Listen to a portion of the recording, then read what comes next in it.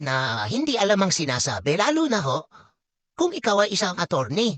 Kasi dapat mas matalas ka sa mga ordinaryong tao na nagbibigay ng kanilang opinyon patungkol sa mga ginagampan ng tungkulin ng mga opisyal ng gobyerno. Hindi pwede yung nakalimutan mo. Panoorin ho natin. Magsilbing aral ho ito sa ating lahat. Huwag maniniwala sa pakulo at panliling lang ni Marcoleta. Ano ang panliling lang ko, attorney? Public figure ako, pero kailangan malaman ko sapagkat dito lang may malis ka na eh. Una, hindi Hanggang ngayon ho, pasensya na mga kababayan. Hanggang ngayon hindi ako maka-move on dun sa campaign. mo ako kilala, ikaw hindi rin kita kilala. Pero dito lang sa title na title pa lang, huwag maniniwala sa pakulo at panlilin lang ni Marcoleta. Attorney, kahit kailan wala akong nilinlang na mamamayan ng Pilipinas. Wala kang karapatan na akusahan mo ako ng ganito. Kung ang pinag-uusapan ay gusto mo lang ma-informahan ang mga nagpa-follow sa'yo kung sino-sinong maraming nagpa-follow. Pwede mo ba sagutin ito muna? Ano yung panlilin lang na sinasabi mo rito? Marami na po kasi akong naging hindi ko ano yung particular. Nako mukhang inamnesia si attorney. Dapat hindi ganyan attorney kapag tinanong sa'yo kung ano yung inaakusa mo sa kanya, fact-based dapat. Dapat mayroon kang maipapakita, maipaparinig sa kanya. Ganun dapat, hindi yung pwedeng bigla mong nakalimutan. Ito pakikita ko sa'yo, ayan Hindi ko po alam kung anong particular doon na Balenti ka na? Attorney ba ito? Dapat alam mo yan. Ikaw ang gumawa ng vlog na yan. Ako ho, pag tinanong nyo patungkol sa mga vlog ko, alam ko agad kung ano yung topic, kung ano yung eksaktong sinabi ko. Hindi yung pwedeng nakalimot ka bigla. gumawa ka ng vlog. yes po, ako po. Responsibilidad mo sa public ito, lalong-lalo na yung naniniwala sa'yo. Hindi ko maniwala kung paano mo silang napaniwala. Pero itong sinabi mong ito, may pakulo ako at panlilin lang. Ito yung sagutin mo. Hindi ako naniniwalang hindi mo naalala ito. Mr. Chair? Mr. Chair? Actually po, dun yata yan sa rally ng Iglesia ni Cristo. Hindi pwede yung yata. Kailangan sigurado ka. Kailangan eksperto ka sa sinabi mo. Vlog mo yun eh. Hindi ba, attorney? Attorney, vlog mo yun. Ikaw mismo ang gumawa, nagsalita doon, wala namang pumilit sa'yo. Ikaw mismo ang gumawa ng script kung may binabasa kang script. O pa hindi pwede porket nakaharap mo yung topic ng vlog mo, kakabahan ka na, dadagain ka na. Na naging subject din ako po ng programa ninyo sa Ang layo ng sagot eh. Tinanong ka ano yung aligasyon sa'yo. Ang sagot mo, binawian mo. Sasabihin mo ngayon na naging subject ka din ng balitaktakan ng programa ng INC. Di pwede yung ganyan. yung dalawang pong kasama Honorable Congressman Marcoleta. Ako po yung naging subject nyo doon ni Saganang Mamamayan. Layo na siyempre mag-comment na milya-milya ang sagot. Ang tanong, mga kababayan, ang tanong ano yung sinabi niyang panluloko?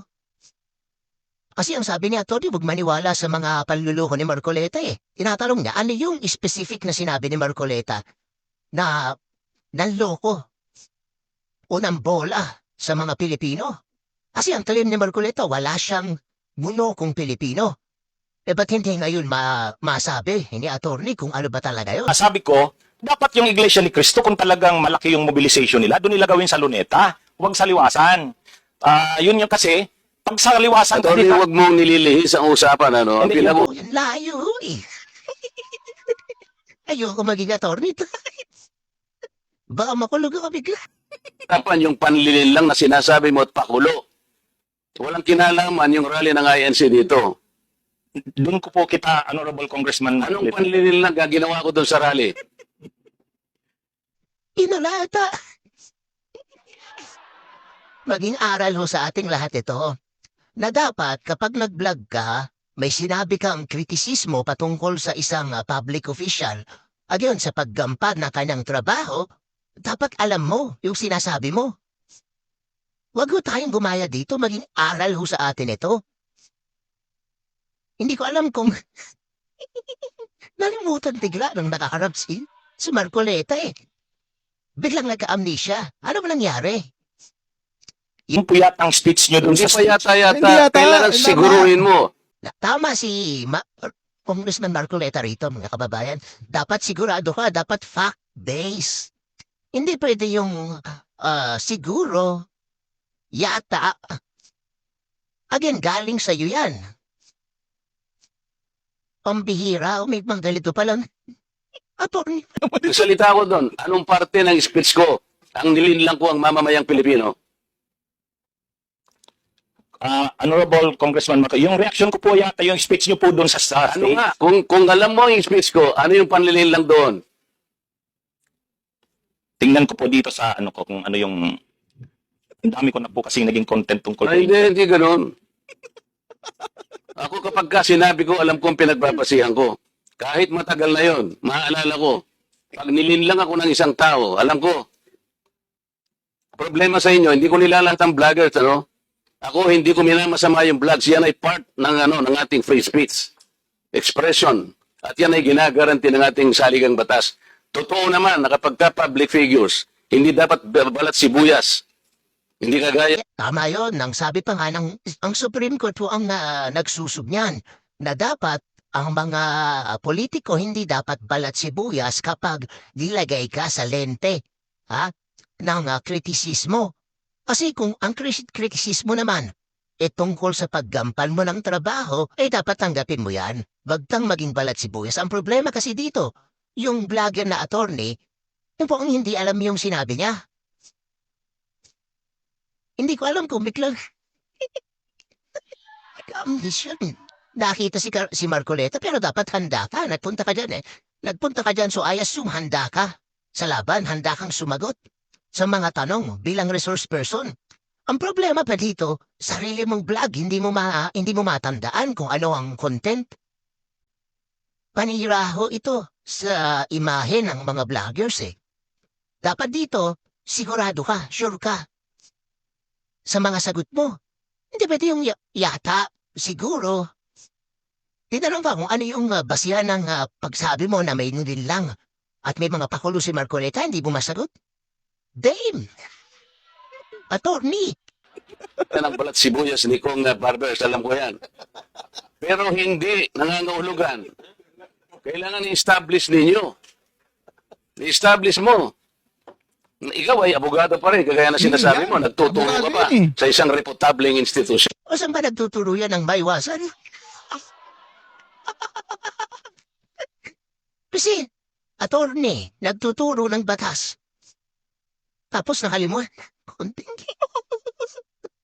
Hindi magandang imahe, hindi magandang ehemplo. Hindi ba mga kababayan? Aminin natin, attorney ito, mas matalas dapat ito. Kumpara sa aming mga political scientists na wala namang board o bar na kailangan i-take. Abogado, nakalimutan ang content. Paano? Ago na tayo sa ilalim ng bato. At pagkatapos, tinatanong ko lang ngayon, ikaw ang nagbablog, Basta po tungkol po talaga yung naging topic ko po kayo tungkol dun sa rally ng Ano nga yung sinabi ko sa rally na nanilang ako ng Pilipino? Ka-reset lang yung rally Ilang linggo pa lang. Ilang linggo pa lamang yan Wala ka man lang maisip? Ito yung uri mo na hindi kailangan talagang nagbablog. Nami-mislead mo yung mga tao. Nililin lang mo yung mga tao. Ang dahilan ay hindi mo man lang masabi kung ano yung aking mga panlilinlang na sinasabi mo rito. Makulo at panlilinlang. Hindi ganyan yung mga vloggers na kilala ko. Yung mga vloggers umaatake rin sa akin, pero hindi ako balat sibuyas. Sapagkat may Tayo yan, mga kababayan. Tayo yan, merong basihan yung ating mga kritisismo at sinasabi. Sabi sa iba. sinasabi. Yung pinag-uusapan siguro namin dito. Gusto lang niyang tingnan siguro kung ano yung mga seeds ng mga aming pinag-uusapan dito. Hindi ako balat sibuyas, pero ito, wala akong makitang panlilang na ginawa ko sa ating mamamayan. Ikaw, ang lakas ng loob mo na mag-vlog. Abogado ka pa naman. O ano? Gusto, panoorin ko po mamaya itong ano, kung ano Yan ang hirap sa atin, Mr. Chair ano po kasi, Isip-isipin mo, bigla ka na lang gagawa ng isang vlog na ngayon itatanungin kita ng diretsyo, wala ka man lang masabi, kahit isang panlilin lang. At ang inaakala mo, baka sakaling doon sa rally. Maraming Ibig mo sabihin, naharap ako sa rally pagkalaki-laki para manlilang lang ako ng mamamayang Pilipino? Ayoko maging attorney to. Ako lang naman ho yun Preference ko ho yun. Batay ho ito dito sa diskusyon na parehong attorney ito Si Marcoleta at saka itong si attorney Ricky. Mukhang kinuhulatan ni Marcoleta.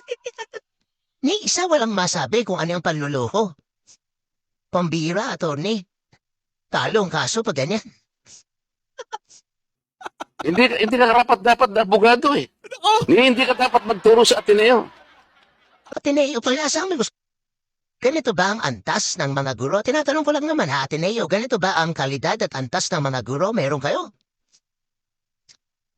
Siguro dapat taas-taasan pa natin. Sorry.